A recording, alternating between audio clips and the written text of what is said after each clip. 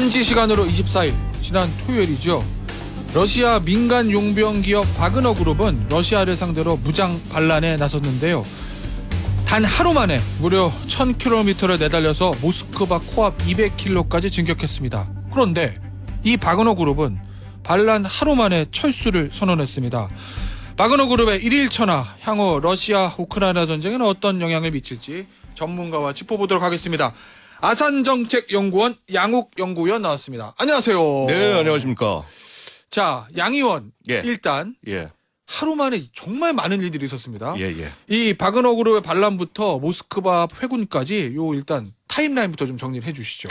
자, 일단은 바그너 그룹이 네. 러시아군에 대한 굉장히 많은 반발심을 갖고 있었습니다. 원하는 지원이 제대로 되지 않고, 그래서 결국은 자신들을 총알바지로 쓰고 있다라고 얘기를 하고 있던 차에 폭탄이, 그러니까 미사일로 보이는데 이것이 바그너 주둔지로 떨어지면서 이 프리고진, 그러니까 이 바그너의 수장인 프리고진이 굉장히 폭발을 했습니다. 그리고 좌시하지 않겠다고 행동을 해서 23일 밤에 이동을 시작을 했습니다. 그래서 어디로 갔냐? 그 로스토프 주라는 곳으로 갔습니다. 로스토프 나도라는 그 지역으로 들어갔는데 그 여기에서 뭐냐면 여기에 소위 이 우크라이나 전쟁을 지휘하는 남부 군관구 사령부가 거기 있습니다. 거기를 곧바로 점령을 한 거죠. 점령을 하고 난 다음에 거기서 그칠 줄 알았는데 그치지 않고 진격했어. 모스크바로 그것도. 우리 프리고진은 분명히 그 뭐라고 할까 푸틴의 신복 중에 신복으로 알려져 있는데 그렇죠. 모스크바로 달려가기 시작을 한 거죠. 그래서 이 M4 고속도로를 타고 쭈루루루 달려 올라가면서 러시아 모스크바에서는 난리가 났습니다. 뭐 와가지고 가서 지키겠다고 병력 배치도 하고 근데 중간에 막지도 못하고 이제 이 M4 고속도로를 따라가는 이 바그너 그룹을 막겠다고 막 이 공격 헬기가 와가지고 공격을 했는데 이게 격추당하고 난리가 아니었죠. 오히려 헬기가. 네, 헬기가. 그리고 이제 그 푸틴은 격앙이 돼서 이제 이 반역행위다 이걸 멈춰야 된다라고 얘기를 하고 있던 찰나에 진격이 계속 되는가 싶었는데 한 200km 정도를 남겨두고 다 온 거잖아요, 200km. 예, 회군을 한 거죠. 근데 이제 이게 어떻게 된 건고 하니 이 프리고진과 이 푸틴 사이에 공통의 지인인 그 루카셴코 벨라루스의 대통령 여기가 이제 자기가 중재를 해서 나섰다. 그래서 이 프리고진과 이 뭐라고 할까 모스크바로 가던 그 바그너 용병들은 벨라루스로 가고 나머지 인원들은 이 소위 반란에 가담하지 않은 인원들은 러시아군에서 받아들이고 그다음에 이제 프리고진과 기타 이제 그 인원들에 대해서는 죄를 묻지 않겠다. 이 상태로 사실상 이제 정리가 됐는데 사실 이거 정리라기보다는 봉합에 가깝다. 이렇게 말씀드릴 수 있겠습니다. 하나하나 좀 자세히 짚어보죠. 예. 일단 예. 바그너 그룹이라는 데는 뭐 하는 데며 예. 프리고진이라는 사람은 원래 요리사 출신이라면서요. 이게 뭐 하는 사람인지 이거부터 좀 정리해 보시죠. 자, 일단은요. 프리고진부터 말씀드리면요. 프리고진은 요리사도 아닙니다. 기본적으로는 범죄자였습니다. 막 마약 팔고 막 이랬다면서요? 예, 뭐 길거리에서 이렇게 사람들을 뭐 이렇게 강도도 하고 뭐 하고 하다가 그러다가 이제 감옥에서 9년을 살고 나왔습니다. 나오고 그래서 소위 이제 상페테르부르크 지역에서 활동을 하는데 우연히 당시 그 시의 고위 간부와 연이 닿습니다. 바로 그 간부가 푸틴입니다. 아, 그래요? 예. 자, 그래서 이제 그렇게 인연이 시작이 돼서 뭐 사실 이렇게 능력 없는 사람이 할 수 있는 것이 말이 케이터링이지 어떻게 보면 연계하는 그런 역할을 한 거고 그런 과정에서 이제 너무도 열심히 잘해서 푸틴의 인정을 받고 그리고 이제 심지어는 그래서 이제 푸틴의 요리사라는 얘기를 듣게 된 것도요. 실제로 이제 요리하는 사람은 아닌 거죠? 실제 요리하는 사람 아닙니다. 그러니까. 예. 결국 이권 사업 같은 거네. 결국은 어떻게 보면 푸틴의 뒷돈을 마련해주는 역할을 했다. 이렇게 보시면 될 겁니다. 그 케이터링 사업을 통해서? 예, 그렇습니다. 그리고 근데 이 케이터링 사업을 하던 이 프리고진이 갑자기 바그너 그룹과의 관계가 이번에 드러난 것이죠. 이 바그너 그룹이란 건 뭐냐면은요. 소위 우리가 얘기하는 용병, 그러니까 뭐 민간 군사 기업이라고 얘기를 하는데 사실 러시아는 법에서 민간 군사 기업을 허용하고 있지 않습니다. 그러니까 그냥 그럴 것 같아 러시아는. 러시아 군부가 1등이어야 되는데 뭐 용병 만들면 맞습니다. 근데 이 사실 바그너 그룹이 만들어진 것은요 군을 위해서였습니다. 이게 무슨 말인고 하니 바그너 그룹 자체가 결국 해외 활동에 중점을 두고 만들어진 것이고요. 원래 소련 시절부터 해외 활동은 GRU라고 소위 이제 우리말로 번역하면 정찰 총국. 네. 자, 이런 데서 특전부대 막 이런 네. 첩보원들 활용하면서 그 나라를 막 이렇게 뒤집어 엎고 막 게릴라전 일으키고 이런 게 목적이었는데 네. 자, 소련이 무너지고 이제 러시아가 되면서 돈이 부족하잖아요. 네. 그러니까 이 GRU 해외 활동이 쉽지가 않아진 겁니다. 그래서 결국 이것을 아웃소싱을 하면서 하게 된 건데 이게 이제 소위 올리가르히라고 하는 그 과도 재벌들. 재벌들. 그다음에 이제 사실 그 올리가르히를 대체하는 실로비키라고 하는 그 새로운 세력들. 여기들이 일종의 펀딩을 하고 그다음에 군 뭐 출신, 그 GRU 출신의 스페츠나츠나 이런들을 모아서 구술은 해체도 갈데 없는 사람들만 하는 맞습니다. 거죠. 이 사람들의 전문성을 갖고 해외에 나가서 이권을 주로 러시아를 위한 이권을 활동하는 거에 핵심이었고요. 원래 2014년에 크림반도를 합병하지 않습니까? 이때 활동을 하면서 이제 바그너 그룹이 처음 형성이 됐고 2015년부터 무지막지하게 커집니다. 무슨 말인고 하니 시리아 내전에 참전하고요. 그다음에 아프리카 각 내전 지역에 들어가서 거기 정부를 위해서 싸워주고 난 다음에 이권을 받습니다. 그래서 예를 들어서 이런 거죠. 그 시리아 정부 쪽에 있는 유전을 점령을 해준 다음에 지켜준 다음에 거기서 이제 한 25% 정도 이권을 받고 시리아 4개 지역에서 채굴권을 갖고 있고요. 그다음에 아프리카 지역 같은 데 가면 거기는 어떻습니까? 광물 금과 많으니까요. 금, 다이아몬드 이런 거 같은 것들을 다 지켜주고 하면서 이제 채굴권을 가져오면서 이권을 가는 거죠. 그러니까 이게 러시아 정부에 줘요? 그러면?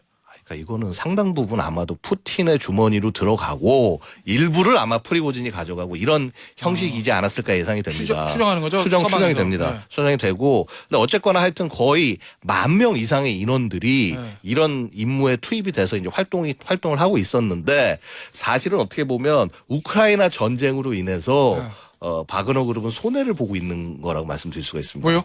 왜냐하면 사실은 해외 활동에서 거기서 많은 이익이 벌어지는데 사실 이 전쟁을 위해서 이제 동원이 되면서 어떻게 보면은 그 많은 기회보다는 지금 전쟁에 더 집중해야 되니까 바그너 그룹 입장에서 돈 쪽으로 보면 사실 전쟁 들어가는 게 별로 도움이 안 되는 거죠. 게다가 실제로 이제 싸움을 해야 되는 상황에서 병력이 부족하니까 사실 프리고진이 등장하게 된 게 그겁니다. 작년에 보면 이 감방을 돌아다니면서 사람들을 모아요. 근데 이게 실제 영상까지 나왔어요. 비디오까지. 그래서 프리고진이 나오면서 야 나를 위해서 일을 하면 너는 이제 사면이 될 거고 혹시 네가 죽거나 다치고 하면은 보상금 다 나가고 이렇게 얘기하는 게 나옵니다. 그런 보도 있었잖아요. 조회수들을 모아다가 총알바지를 쓴다. 맞는 얘기예요?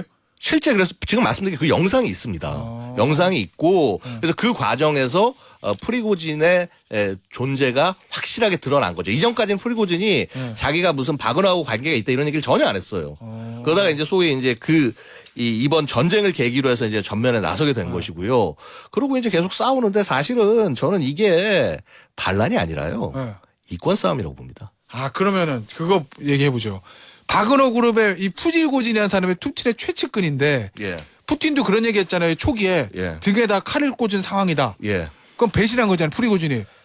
푸틴은 왜 그런 거예요? 그러니까 이게 결국은 이권의 문제인데요. 그런 겁니다. 프리고진 입장에서는 되려 푸틴이 자기한테 칼을 꽂고 있다고 생각을 할 겁니다. 왜요? 아마 푸틴이라기보다는 그 옆에 지금 사이 계속 안 좋다고 하는 쇼이구 국방장관 아니면 게라시모프 총참모장. 그게 뭐냐면은요. 이게 가장 핵심인데요. 왜 하필이면 지금이냐.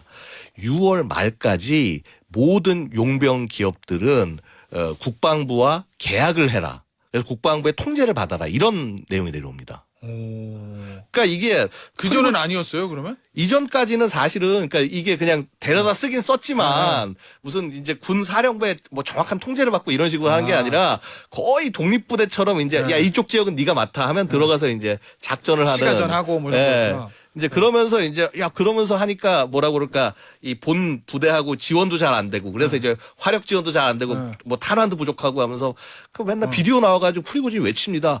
야 쇼이구 너 때문에 이렇게 많은 병사들 죽었어 하면서 뒤에 자기 죽은 용병들 쌓아놓은 다음에 그 앞에서 막 비디오를 보내고 막 그래요. 탄약 보내고 탄약 보내러 저거 하라 하면서 사실 이제 그런 것들이 텔레그램 이런 것들을 통해서 SNS를 통해서 퍼지면서 프리고진이야말로 실제 현장에서 싸우는 싸움꾼이다. 그러면서 이런 이제 이 러시아 대중들의 지지가 생기는데 사실은 핵심은 그거라기보다는 야 이렇게 해서 만약에 바그너가 국방부 통제하로 완전히 들어가 버리면 해외 이권 사업은 기타 여러 가지 것들은 이 이권이 적지가 않은 게요. 2018년부터 2022년 정도까지 한 2억 5천만 불의 순이익을 얻습니다. 2억 5천만 불이면 그러니까 3,200억 정도인데요. 그러니까 연간 치면 한 뭐 650, 어떻게 보면 그렇게 크지 않은 돈일 수 있지만 이것이 계속적으로 이제 들어올 수 있는 돈이라고 생각하면 절대로 작은 돈이 아닙니다. 그다음에 이 부분 또 상당 부분 어떻게 보면 이게 푸틴의 뒷돈으로 쓰이고 있고, 원래 바그너 그룹 자체가 어떻게 보면 푸틴의 사병이라는 거예요. 그런 서방의 시각이. 네, 서방의 시각이. 근데 이제 어떻게 보면 이 조직의 가장 큰 이득이 자칫 잘못하면 이 전쟁을 계기로 해서 빼앗길 수 있기 때문에 결국은 프리고진이 움직인 것이 아닐까. 그럼 프리고진의 생각은 그래서 이렇게 해서 기본적으로 프리고진이 이렇게 모스크바를 향하면서 푸틴을 나쁜 사람이다 얘기하지 않았어요. 기존의 쇼이구나 이 지휘구가 푸틴을 속이고 있다, 이런 식의 이제 얘기를 하면서 자신을 워낙에 판을 바꾸기 위한 어떤 시위의 행동이 아니었나. 그럼 프리고진 입장에서는 시리아 내전 같은 거 해가지고 유전 이권 개입하는 게 훨씬 더 좋은데, 이 우크라이나 전쟁 참전하는 것도 돈적으로는 손해인데 러시아 국방부에서 계약해가지고 통제를 받으라고 하니까 더 화가 났다, 이런 거잖아요. 그렇죠. 근데 러시아에서 프리고진 쪽 바그너 그룹 후방 쪽에 미사일 폭격했다는 건 뭐예요?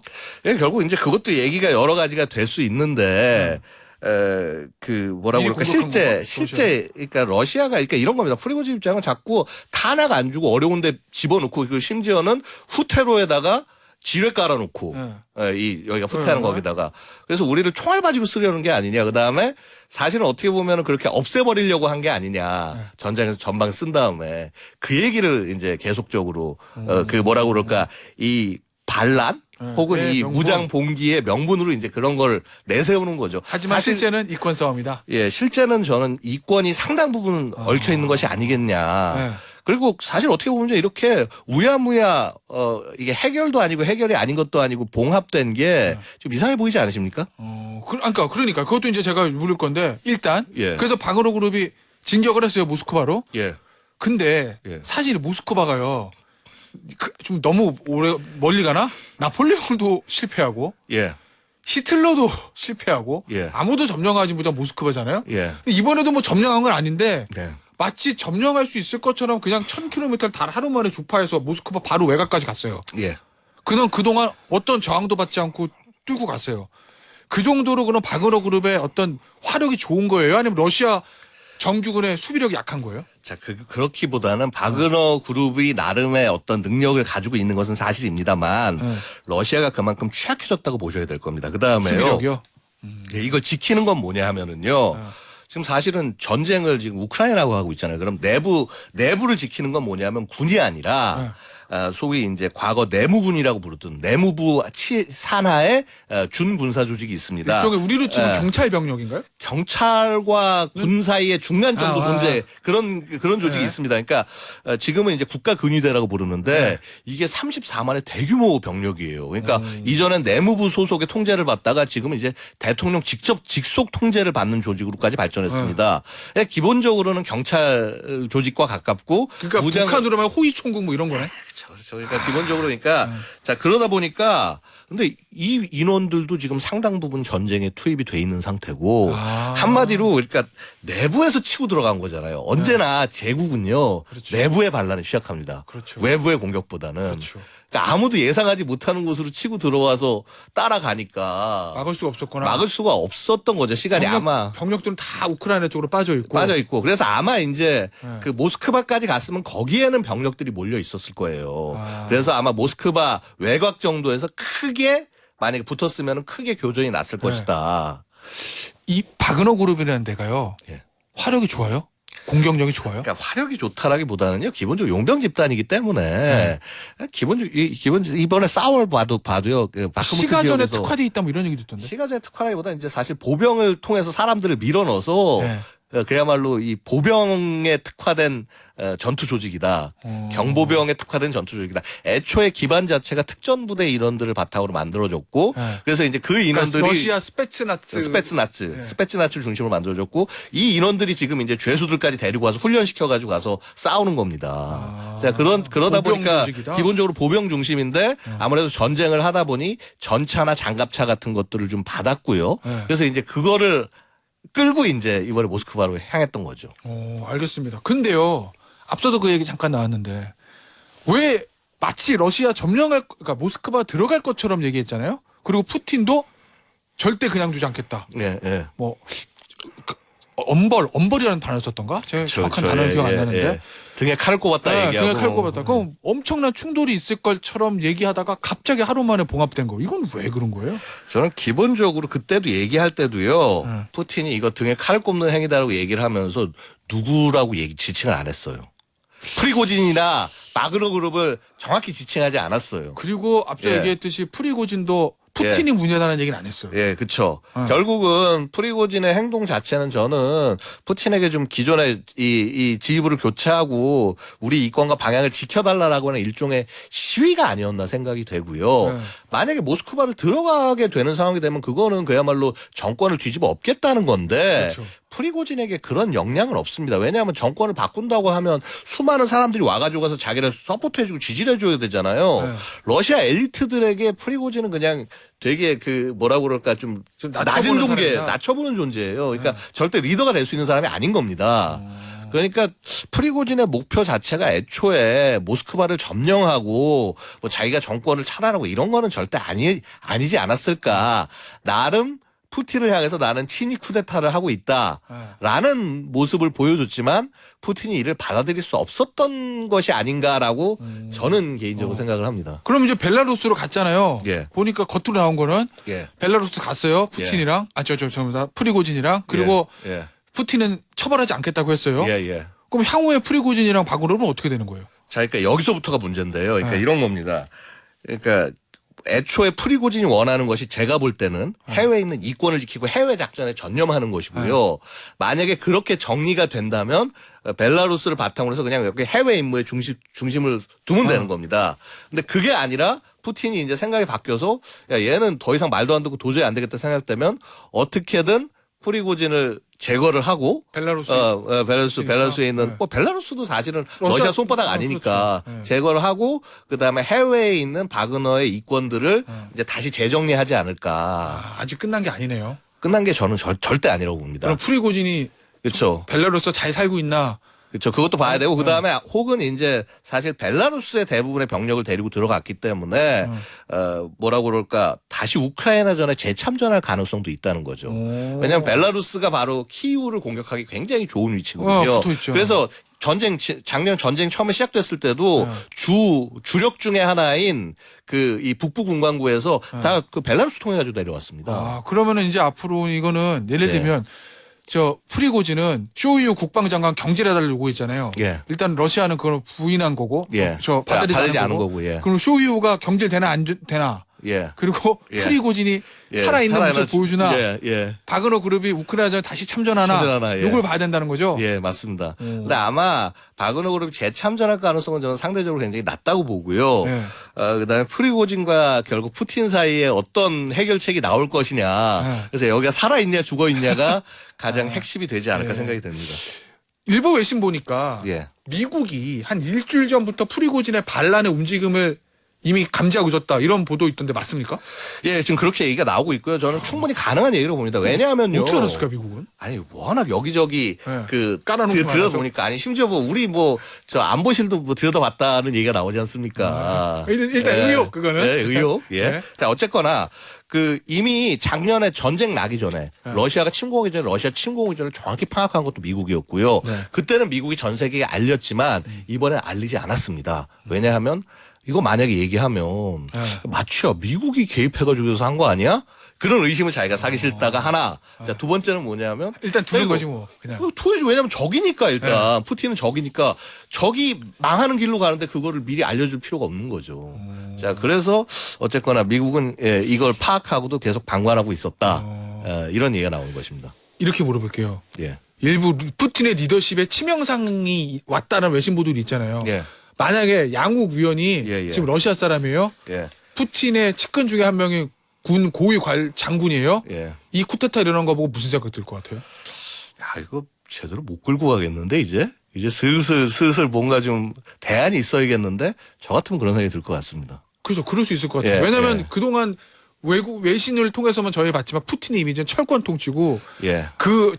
저 권력은 광고할 것 같고 언제까지나 갈 것 같았는데. 왜냐하면 푸틴이 여태까지 계속 끌고 올 수 있었던 건 뭐냐면은요. 아. 자, 1998년, 99년에 소위 2차 체첸 내전을 완벽하게 진압을 하면서 야, 러시아를 지키는 사람. 그다음에 이후에 그루지아 전쟁 아니면 크림 합병 이런 것들을 통해서 이 러시아의 온전성을 지켜오는 리더라는 그 인상이 강했는데 사실 그 밑에 가장 충복이어야 될 프리고진과 바그너 그룹이 총구를 한번 돌렸었단 말이에요. 이거 자체는 리더십에 엄청난 영향을 줄 수밖에 없고 결국 이것이 우크라이나 전에 절대로 좋은 영향을 줄 수가 없을 것이다라고 생각이 됩니다. 우크라이나 전쟁은 어떻게 될 것 같습니까? 자, 기본적으로 지금 소위 우크라이나군이 반격을 하는 소위 이제 대반격의 시점이라고 얘기를 하는데 성과를 못 내고 있었어요. 여태까지 충분히. 그런데 지금 사실 이 난리가 나면서 어떻게 보면 공격의 중점인 바크무트 지역 자체가 지금 살짝 아마도 병력이 좀 부족한 상황일 거고요. 그렇겠죠. 그다음에 남은 인원들을 편입시킨다고 하니까 러시아군이 병력이 살짝 더 늘어날 수는 있겠지만은 어떻게 보면 가장 전쟁에서 예봉에 가까웠던 바그너 그룹이 기능을 제대로 못하면서 러시아가 그동안 갖고 있었던 커다란 이점이 조금 이제 좀 줄어든다. 근데 뭐 그렇다고 해서 뭐 전쟁이 당장 끝나거나 그러진 않을 것이다라고 말씀드리겠습니다.